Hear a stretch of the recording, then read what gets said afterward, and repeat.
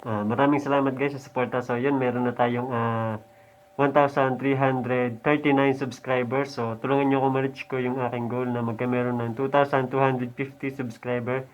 And then meron na tayong 661 watch hours. So tulungan nyo po ako magkameron tayo ng 4,000 watch hours. So salamat sa mga sumusuporta po at sa mga susuporta pa lang.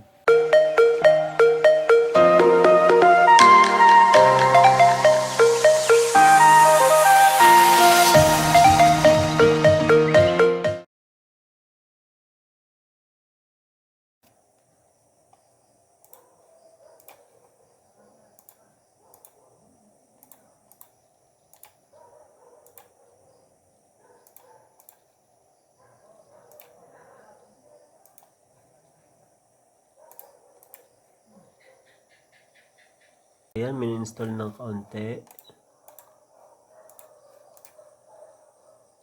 Ayan, and then kailangan lang natin i-restart.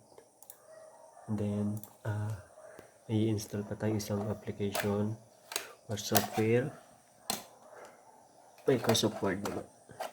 So yan, sa mga gusto matuto kung paano ano yung gamit kong driver updater at saka ako paano mag-install ng Windows 7, Microsoft Office 2013, Adobe Photoshop. So may tutorial ako sa aking YouTube. So panoodin nyo na lang. Search nyo na lang po sa aking channel. Ito na yung last program na ini-install natin. So Microsoft Office 2013, and then ilalagay na natin yung set natin na yon dito sa ating casing na ito. Ayan. So yan, okay na. Tapos na natin installan ng programs. So double check natin. So yan, and then shutdown na natin para may lagay na natin sa casing. Kunin na natin itong ating casing. Yan.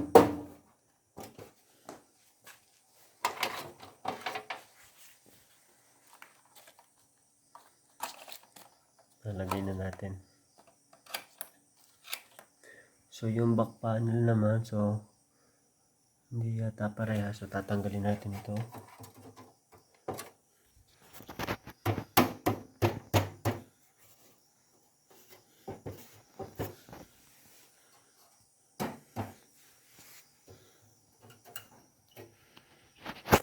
Parehas lang itong dito. So huwag na natin tanggalin.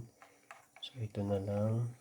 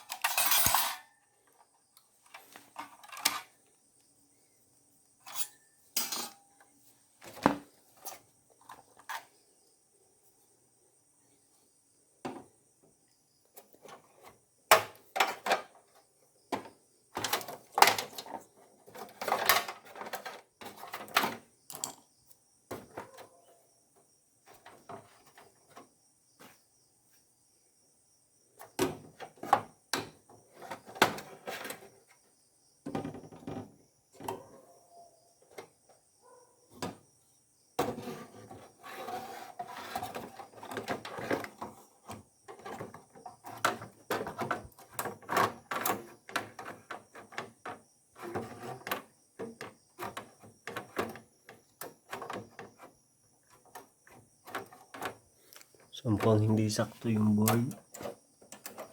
Check natin. So parang sakto naman, pero kung sa lagay ng tornilyo ito nagkakaproblema. So ayusin ko muna.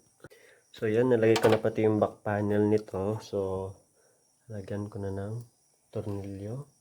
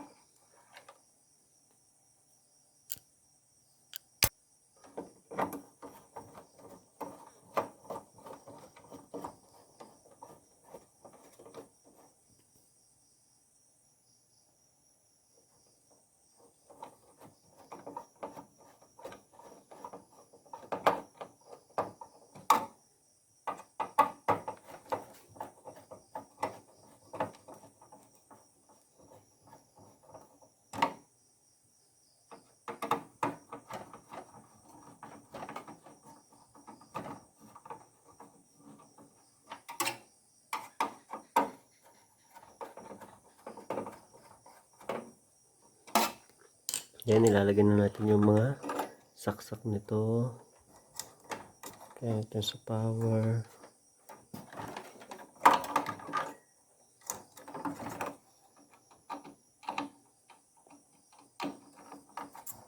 Then ito pa.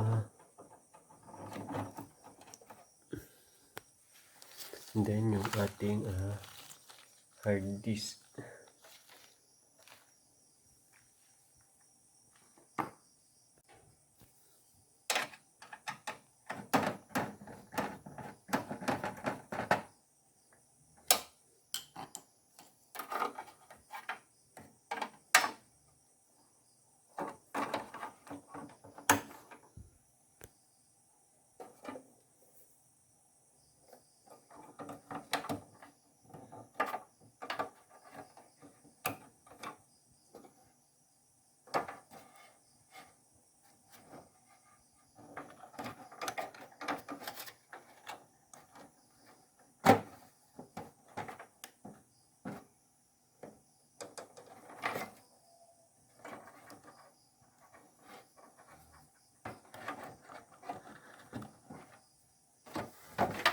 Then yung mga cable nito, so itong isa, para saan ba itong isa?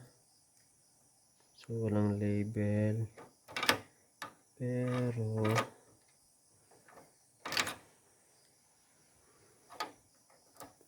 ang tanda ko siya itong sa power. So tingnan natin ito.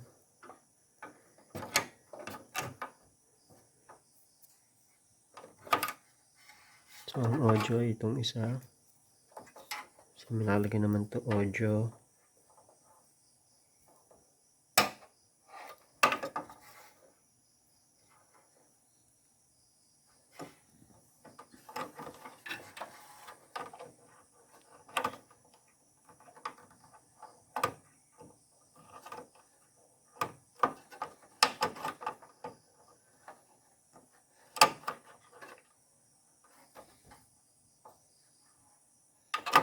So may sira yung isang pin.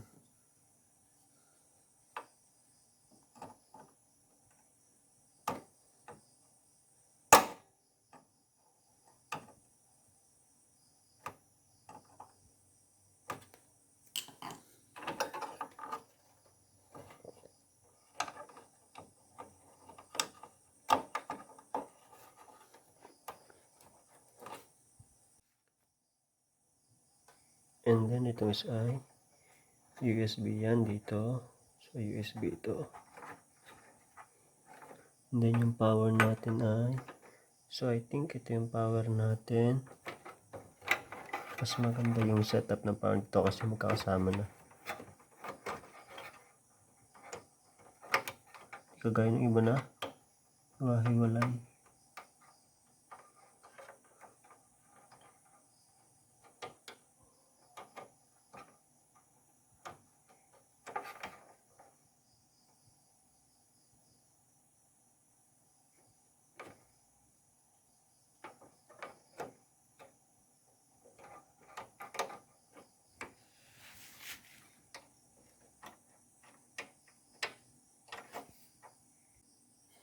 Yan, dito lang tayo medyo nahirapan mag-insert sa power. Ayan.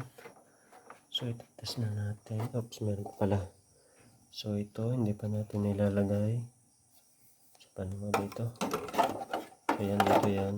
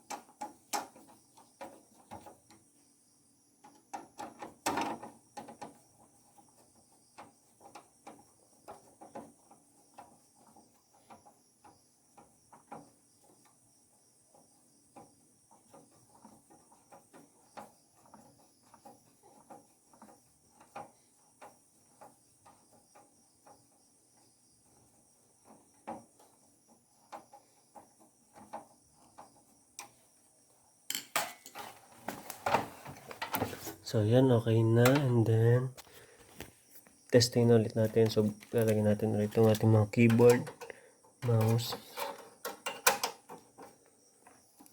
VGA cable, and then yung sa power supply.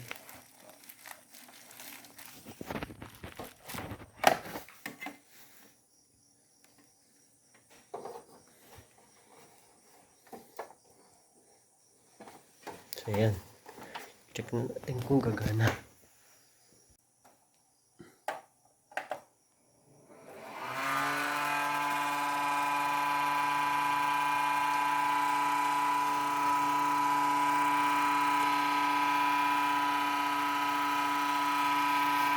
So, yan, okay na. Gumagana na sa ating casing yun. Nga lamang medyo naging maingay yung ating heatsink fan. So, ayusin ko na lang. Yan, okay na yung ating unang set ng LGA 775 motherboard. So, ayan. Okay na. Nalagay na sa casing. So, pwede na rin natin dalhin sa shop. So, ayusin na natin ito ngayon kasi dadalhin na natin ito sa shop. Natin ito isa-set at saka ito-test. Doon din natin na-update ang mga drivers na kailangan ng internet.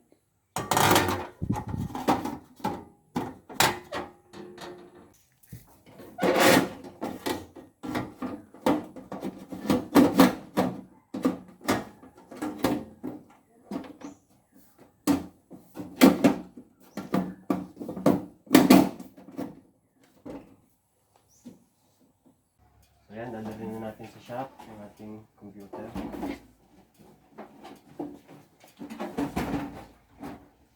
Ayan na. So, ayan, ito na yung system unit natin. Nakaset up na, so pwede nang gamitin dito sa ating shop. Ayan.